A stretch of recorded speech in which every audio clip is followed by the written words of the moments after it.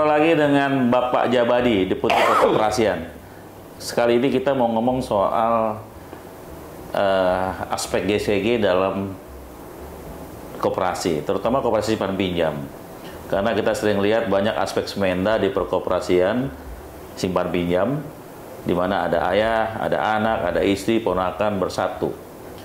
PP 9 sudah mengingatkan bahwa ini segera diakhiri, tetapi sampai sekarang PP 995 jangan lupa loh, tahun 95, sekarang udah tahun berapa nih. Tapi sampai sekarang masih banyak itu terjadi, dan kayaknya kita perlu dengar deh dari Pak Djabadi, kenapa Pak aspek GCG dalam perkoperasian masih belum bisa kita benahin?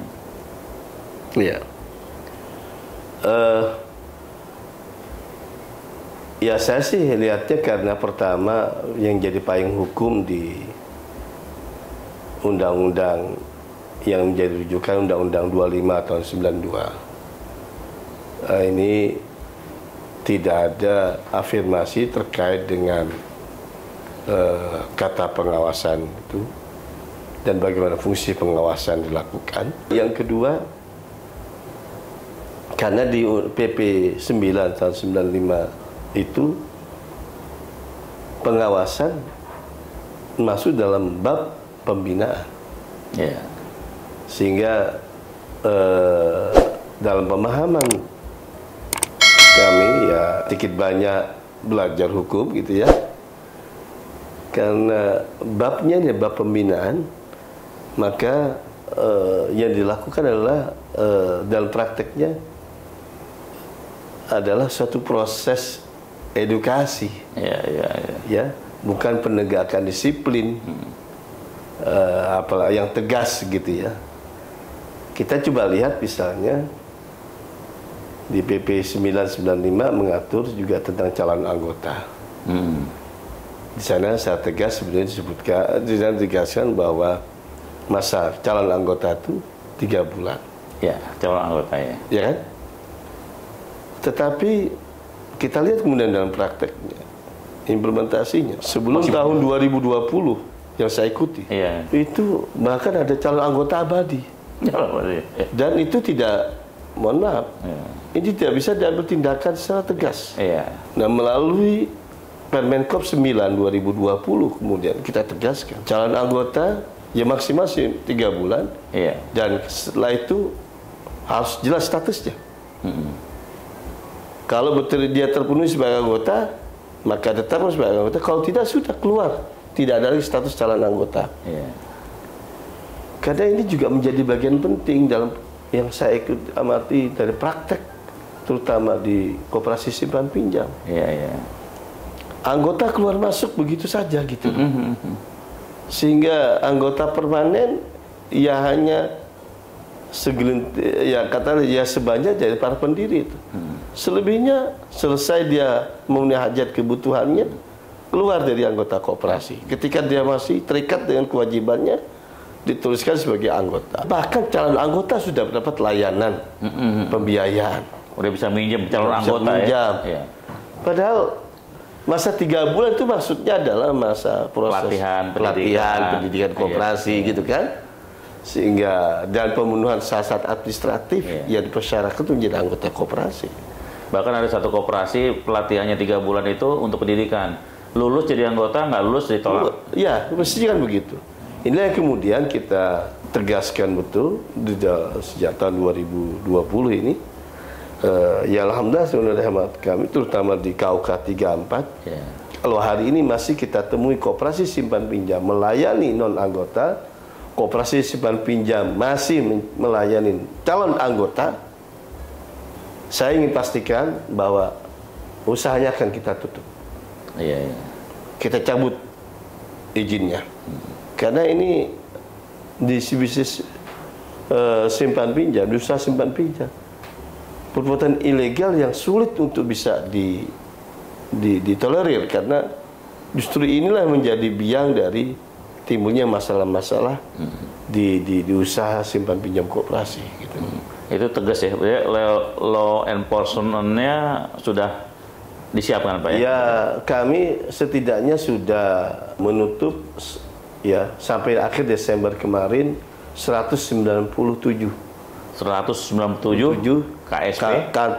Kantor operasional koperasi KSP. Dibekukan atau ditutup? Ditutup. Ditutup sampai dia memenuhi syarat pemenuhan syarat yang dia harus dipenuhi. Dan kami bahkan sudah membekukan. Iya. Ya, 95 koperasi kita bekukan. Tapi kan masih ada koperasi yang dikelola secara dinasti, itu gimana ya? Nah, ini juga hal yang saya kira penting ya. Ini saya senang dengan pertanyaan terakhir ini karena ya kita jadi agak, menurut saya kontradiktif ya. Ketika kita ngomong koperasi sebagai sebuah demokrasi, wujud dari demokrasi ekonomi, dan di dalamnya kita mengajar proses demokrasi tegak.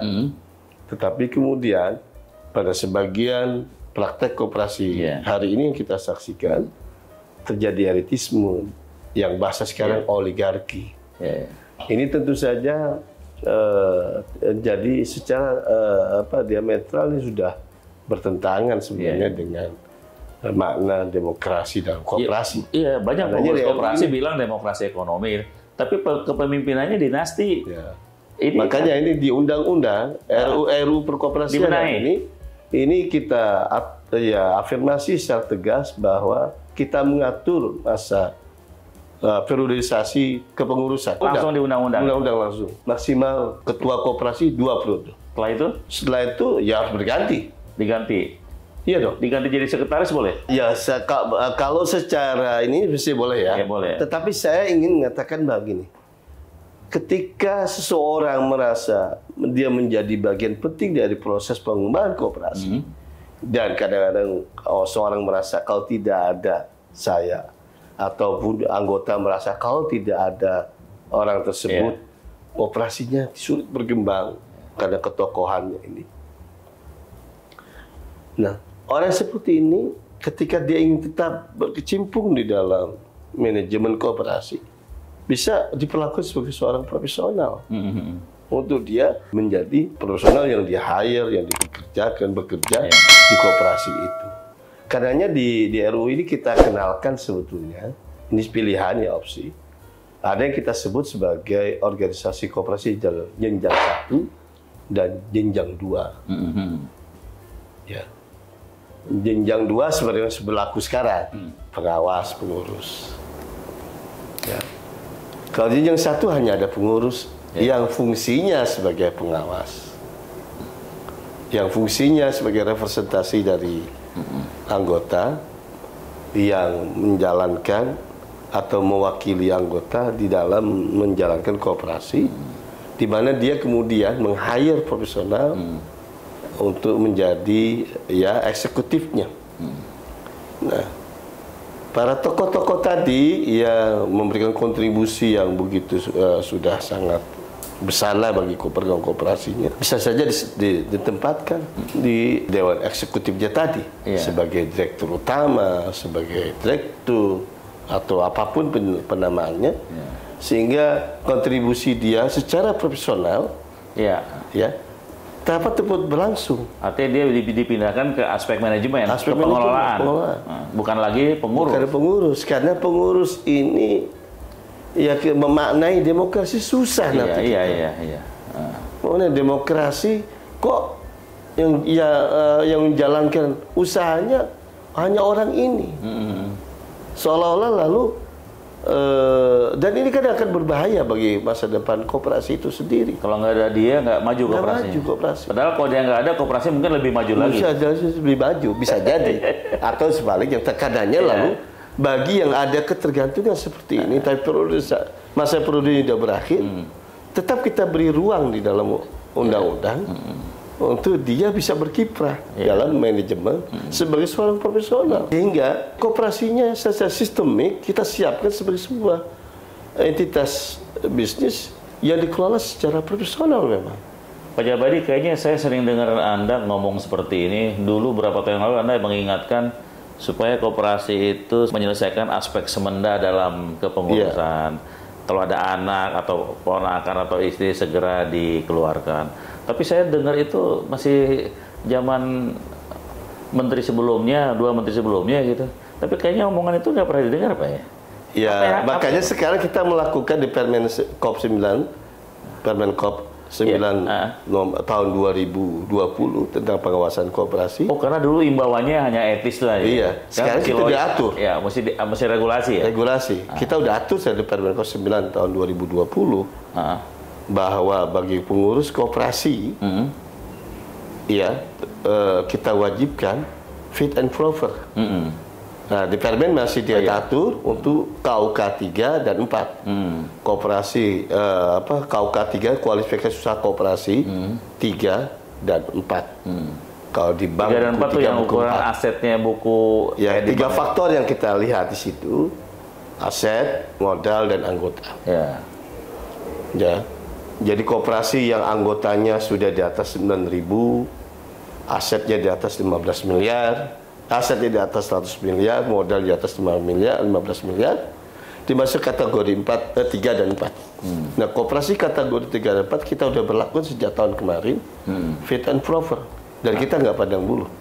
Terus gimana pelaksanaannya di lapangan? Ya, kita lakukan. Dilakukan ya? Kita lakukan.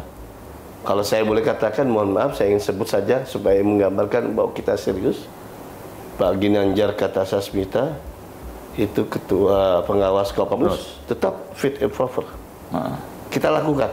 Oh, gitu. Artinya ini berlaku pada siapapun ketika dia menjadi pengurus atau pengawas. Dan ini kita akan tegakkan,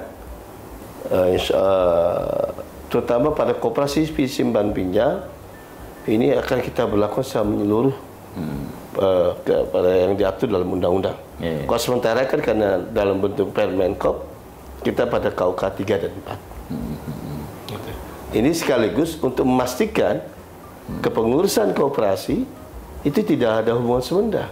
Itu apa PP 995 nggak kuat, Pak?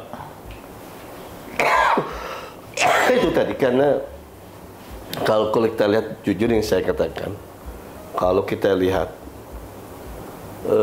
pengaturan tentang usaha tentang pengawasan koperasi itu diatur dalam bab pembinaan. Jadi agak sulit kita untuk memaknai dalam implementasi kata pengawasan ini, karena terjadi bias kan. Iya, kami dibina dong sesuai dengan judul babnya tadi. Jangan dibinasakan, kesannya jadi begitu. Padahal terkait dengan bisnis keuangan, yang bergerak di sektor keuangan. Ini rasa-rasanya kita ya bukan harus curiga ya, tetapi harus prepare. Ya, karena ini memberikan peluang yang cukup besar bagi mereka yang ahli di bidangnya dalam bisnis ini, sehingga pengaturannya pun menurut saya sudah harus kita tegaskan secara afirmasi dalam undang-undang. Supaya dengan demikian tidak ada keraguan, tidak ada tafsir, tidak ada hal-hal yang menjadikan katakanlah ya adanya pemahaman yang berbeda terhadap sebuah pengaturan tadi. Teman-teman Kementerian Koperasi udah mulai serius nih untuk membenahi aspek GCG, Good Cooperative Governance. Bagaimana mengelola sebuah koperasi yang baik berdasarkan aspek profesionalisme yang kuat sehingga koperasi bisa setara, karena kita semua mimpi dan selalu berharap bahwa koperasi bisa setara dengan usaha besar. Mudah-mudahan pemaksaan ini, kalau bilang tanda kutip pemaksaan ini, membuat kita semua koperasi menjadi kuat. Pak Jabadi, terima kasih sudah bergabung lagi dengan kami di Peluang Entertainment.